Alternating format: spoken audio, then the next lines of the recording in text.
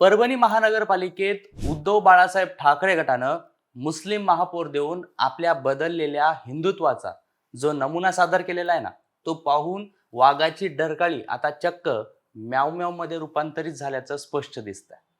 निवडणूक आयोगानं हातात मशाल दिलेली होती, ती अन्यायाविरुद्ध लढायला आणि भगव्याचं तेज वाढवायला. पण परभणीत ही मशाल चक्क इफ्तार पार्टीच्या पंक्तीत प्रकाश देताना आणि बिर्याणी गरम करण्याच्या कामात व्यस्त दिसते. स्वतःला वाघ म्हणवणारे आता सत्तेच्या एका तुकड्यासाठी सेक्युलर रिंग मास्टरच्या इशाऱ्यावर नाचायला लागलेले आहेत. हे पाहून साक्षात स्वर्गीय बाळासाहेबांनाही स्वर्गात प्रश्न पडला असेल की हे माझेच शिवसैनिक आहेत का? आम्ही हिंदुत्व सोडलं नाही असं ओरडून सांगणाऱ्यांना आता रंगांधळेपणाचा आजार झाला असावा, कारण त्यांना आता भगवा आणि हिरवा यातला फरकच समजेनासा झालाय.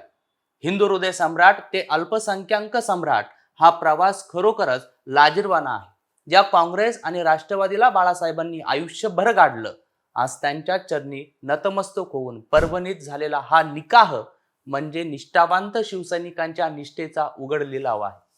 कालपर्यंत जय भवानी म्हणणारा कार्यकर्ता आता सत्तेसाठी गुपचूप सलाम वालेकुम म्हणण्याचे क्लास लावतोय की काय अशी शंका येते. सत्तेची लाचारी इतकी वाढली की आता मातोश्रीवर भगवा फडकवण्यापूर्वी सुद्धा देखील शरद पवारांची परवानगी घ्यावी लागते.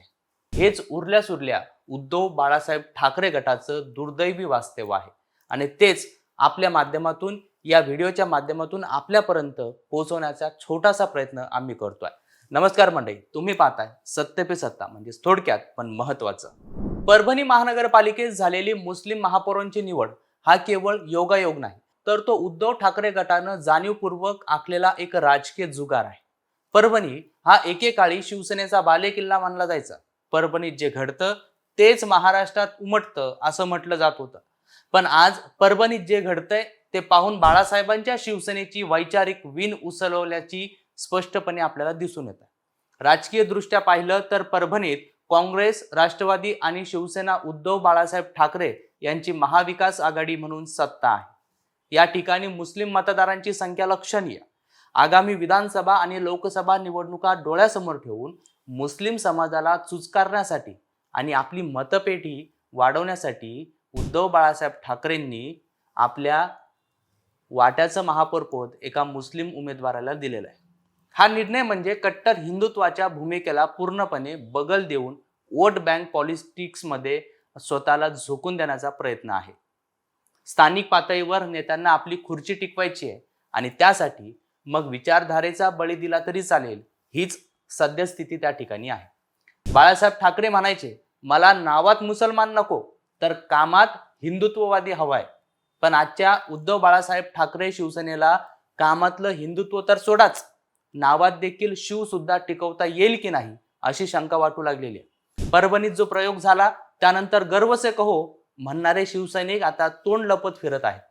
ज्यांच्या विरोधात आयुष्यभर संघर्ष केला, ज्यांच्या हिरव्या झेंड्याला पाहून रक्त उसळायचं, आज त्याच झेंड्याला सलामी ठोकण्याची वेळ आली आहे, आणि तीही कोणावर? शिवसैनिकांच्या वाघांवर.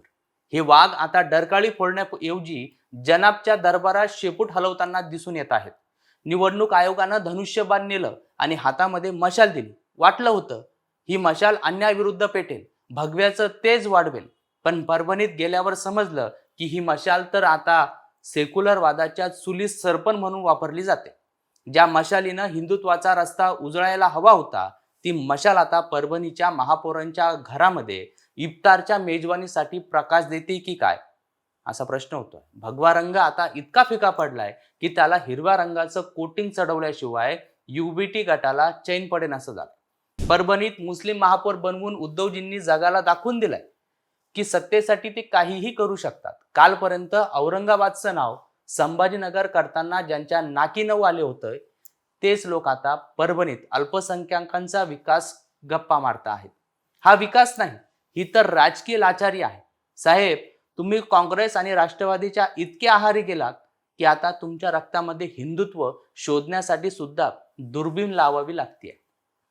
परभणीचा महापौर निवडताना तुम्हाला शिवसैनिकाचा चेहरा नाही का हो दिसला, की तिथे फक्त मत देणारी टोपी दिसली? बिचारा सामान्य कार्यकर्ता ज्याने अंगावर केसेस घेतल्या, ज्याने मंदिर वही बनाएंगेसाठी लाट्या खाल्ल्या, आज तोच कार्यकर्ता परभणीत महापौर साहेब जिंदाबाद म्हणतोय.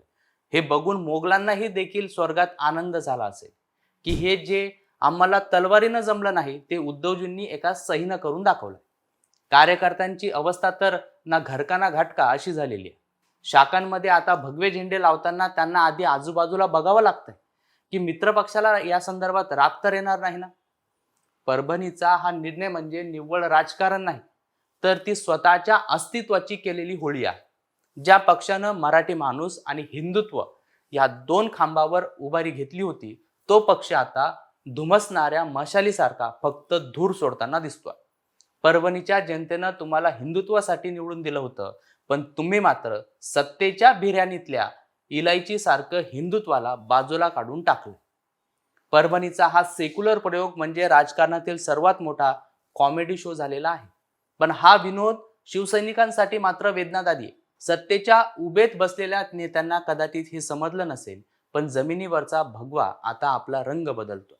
परभणीत झालेली ही चूक भविष्यात संपूर्ण महाराष्ट्रात उद्धव बाळासाहेब ठाकरे गटाला महाग पडणार आहे. उद्धवजी, सत्तेसाठी तुम्ही वाघाचं मांजर केलं हे तर मान्य होतेच, पण आता त्या मांजराच्या गळ्यात हिरवा पट्टा बांधून त्याला मशिदीसमोर दूध पाजण्याचं जे काम तुम्ही परभणीत केलंय त्याला इतिहास कधीच माफ करणार नाही.